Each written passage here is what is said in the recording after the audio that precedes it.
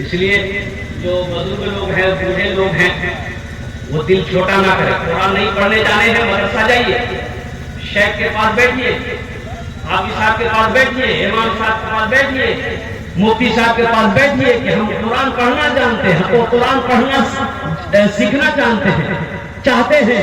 انشاءاللہ کچھ مہینے کریں گے، انشاءاللہ یہ قرآن پاک انشاءاللہ آپ کے سینے میں اتر جائے گا. اس لیے میرے بھائیوں، میرے دوستوں، میرے بزرگوں، میرے نوجوانوں، مدرسے قائم کرو. ہر محلے میں ایک مکتب، ایک مدرسہ ہونا چاہیے. الحمدللہ ثم الحمدللہ. ہر محلہ میں مسجد ہونا چاہیے. ہر نوجوان کو، بوڑھا کو، سب کو نمازی ہونا چاہیے. اس لیے بتایا گیا کہ بچہ جب 7 سال کی عمر ہو جائے نماز کا حکم دو. ابھی نماز فرض نہیں ہے، 7 سال کی عمر ہے، نماز فرض نہیں ہے، لیکن نماز پڑھنے کا حکم دو. لیکن سنو، وہی بچہ جب 10 سال کی عمر کو پہنچ جائے پھر سختی کرو. نماز نہ پڑھے تو رہو.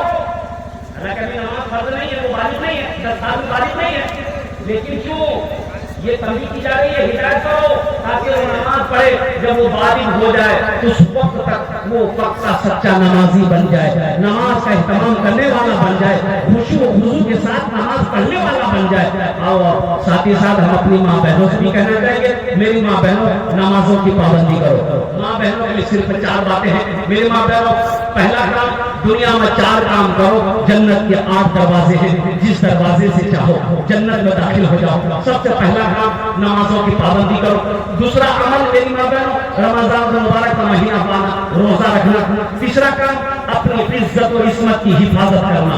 چوتھا عمل اپنے شوہر کی فرما برداری کرنا، ان کی خدمت کرنا.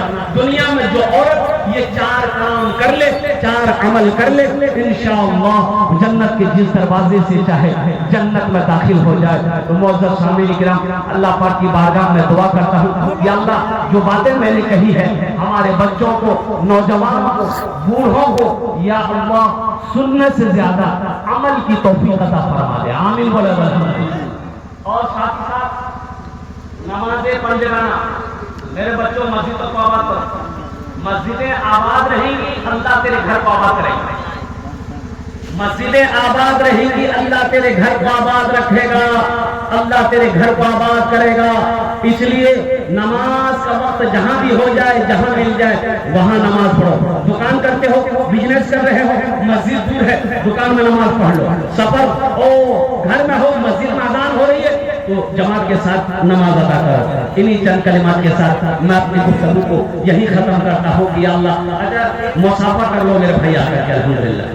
کچھ لوگ ہیں جو ایک نوجوان نے 500 روپے دیا ہے اور شیخ کا کہنا ہے کہ اگر کچھ لوگ کچھ دینا چاہتے ہیں الحمدللہ مدرسے میں تو بڑی بات ہے. دیکھیے اگر آپ کچھ پیسہ پاکٹ میں ہے، پہلے بھی آپ دے چکے ہیں، اگر یہ پیسہ کو لوٹا کر اگر آپ گھر لے کر جائیں گے یہ تو خرچ ہو جائے گا.